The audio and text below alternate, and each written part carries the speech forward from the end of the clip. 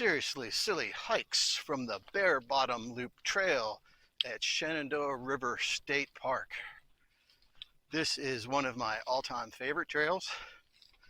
I decided to get up and out this morning.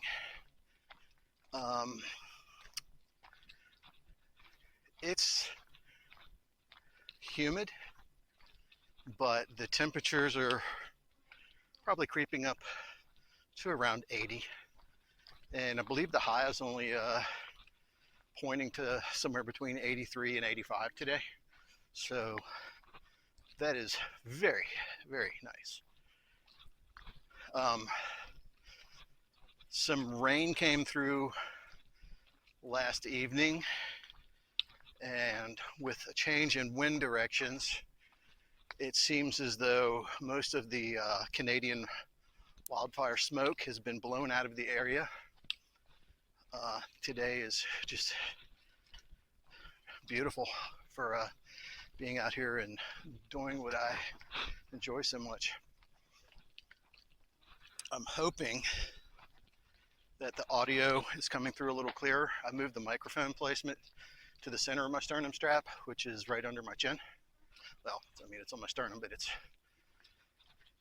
to the middle and not off to the side. And something I was thinking about, I'm sure one of my more tech savvy friends and viewers might be able to shed some light. Where I had the microphone placed on my last video, which was very quiet, there is a magnet on my sternum strap buckle that's meant to hold a hydration hose in place with a little magnetic click. It's something I never use, something I never will use. So I'm thinking about altering that buckle and just cutting the magnet off, popping it out, or changing the buckle, which is something I'm not really sure I want to do that. But I wonder if that microphone was being interfered with by a fairly strong magnet. I mean, it's not that far away right now, but I'll be interested to see what this sounds like in a bit. I should be coming up somewhat soon to the halfway point on this hike, and that would be about 3 miles in. The Bear Bottom Loop itself is 4 miles, but to get to the Bear Bottom Loop, there is a 1 mile connector trail. So you got to add that in there because I'm going to be doing that mile twice. I'll take that, do the 4 mile loop, and then take it back. So that's 6 miles. I don't know why my mapping systems report it as something different when I'm looking at the actual trail maps. When you get to Bear Bottom, it says 1.9 to Big Oak Loop, and then to close the loop out, you take the top trail back if you're going counterclockwise. So yeah, that's, you know, for all intents and purposes, a 4 mile loop plus the 1 mile connector trail back and forth is another 2 miles, which is 6, but everything I have says 4.9 on my mapping system. So that's, you know, a fair discrepancy in all that. So I hope my camera is pointed fairly toward the trail and instead of to my left and up toward the trees. That would not be very interesting to watch.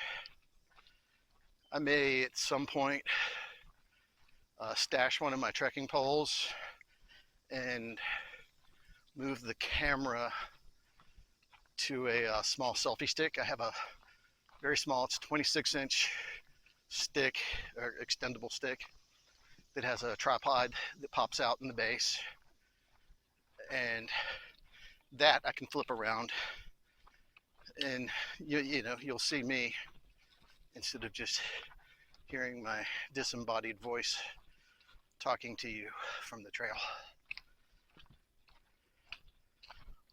Lots of different mycology along the trail today. Those look like probably the not good kind of mushrooms. I don't trust anything with a bottom veil that is white. It is probably in the Amanita family, and that would be bad news to eat something like that. As a matter of fact, just don't eat mushrooms in the woods. I don't care how advanced you are in mycology. It's just probably not a good idea.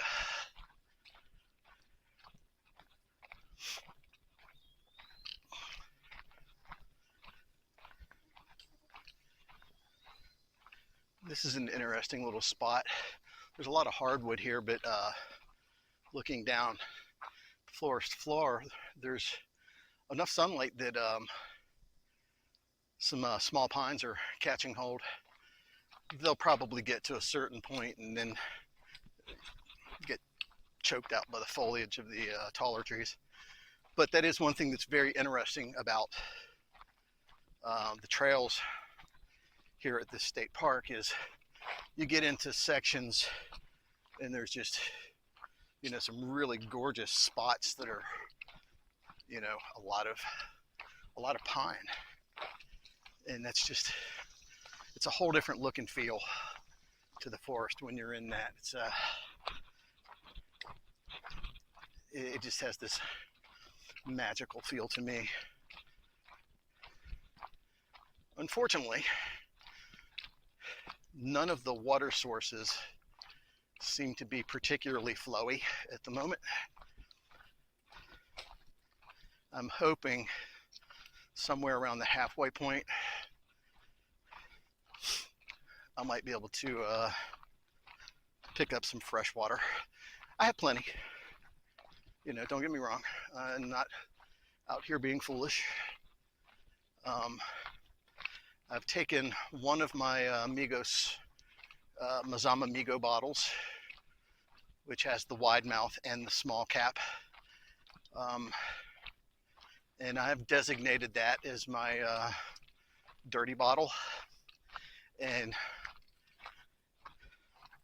basically, in hiker lingo, dirty generally means dirty water. It's water you've collected that you have not filtered.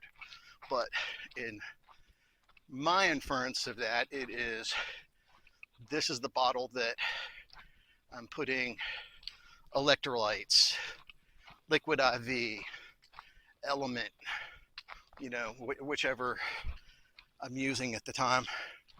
And some of those things are so strong they will impart a fairly permanent flavor into the plastic of the bottle. So I'm keeping my 1 liters and one of my 700s as clean bottles at all times. They're just going to house water. Sometimes that's all I want, is just, you know, a nice hit of water instead of these salty electrolytes. But I understand why electrolytes are needed, and you know, I'm gonna, for certain, especially when I'm out hiking in these hotter months and temperatures, I'm gonna be keeping the electrolytes going. Okay, I'm gonna pop out for a bit until I find something interesting to show you or talk about. Back in a few.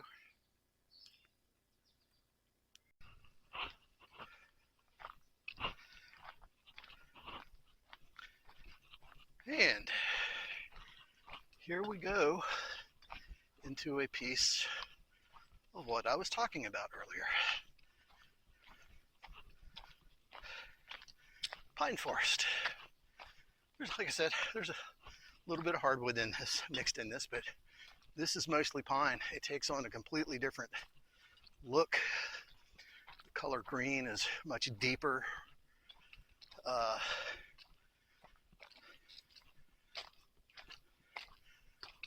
There's a fair amount of bike traffic here, which leads to the trail being kind of mostly dirt. But you can see that it's also, you know, pine duff, you know, so it's pretty comfortable to walk on. I am getting very near my stop point. I'm gonna take a few minute break and stuff my face with some trail goodies. I'm not even entirely sure what I brought. I know I brought some protein bars, got some Mike and Ike's. No meat protein. I believe the protein bars I bought are peanut butter based, and they're perfectly tasty.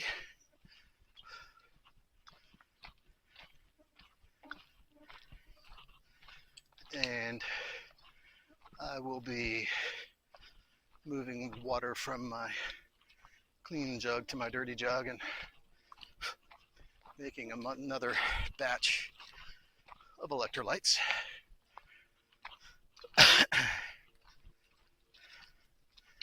And even though we had rain, here's yet another dry little gully that usually has a little bit of water flowing. I think I might be fairly out of luck at finding any water on the Bear Bottom Loop today. Like I said, not tragic.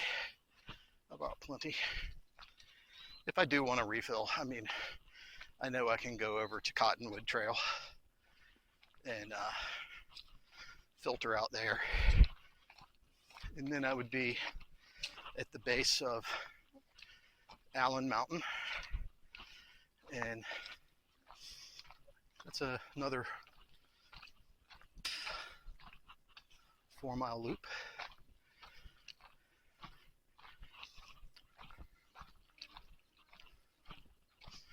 Do I possibly have 10 miles in me today?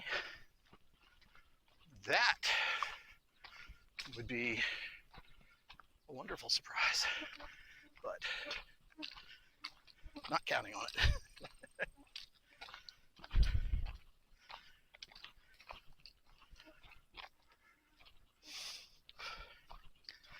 This is a lot of what this trail is like. I think end to end, there's 450 of elevation gain and 450 loss. So it's up and down. It's no stretch is big of any of it. It's just what I love to call out here in this park is undulating. It is a very undulating trail.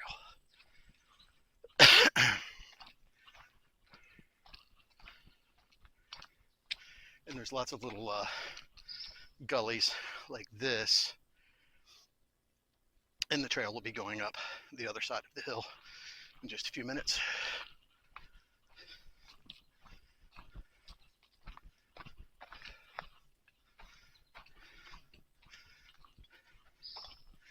Oh, I have pictures of this tree from my last hike out here, which was February, I believe. Isn't that a neat looking tree over there? It's got this weird little knot sitting up on the top of this big curve and this little dangly elbow hanging down. That is just really, really cool.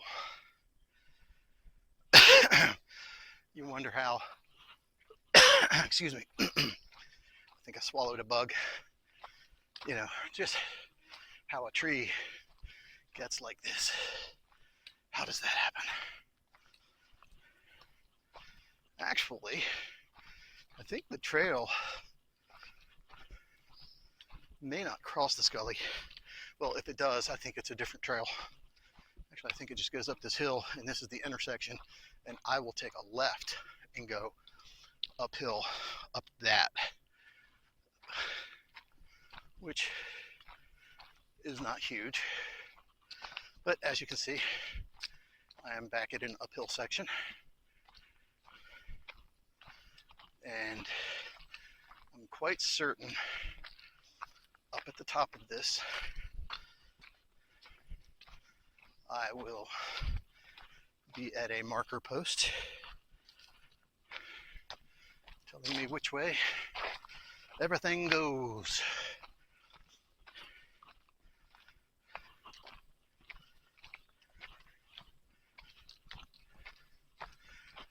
Oh, I am so correct. Points for silly.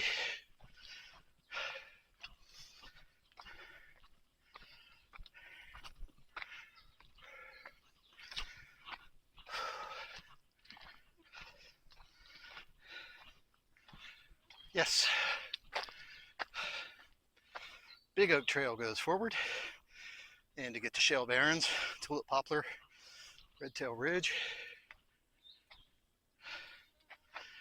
and Bare Bottom Loop goes down where I just came from, and from here to my right, or coming from there to my left. So I'm going to have a seat here and relax for a few minutes.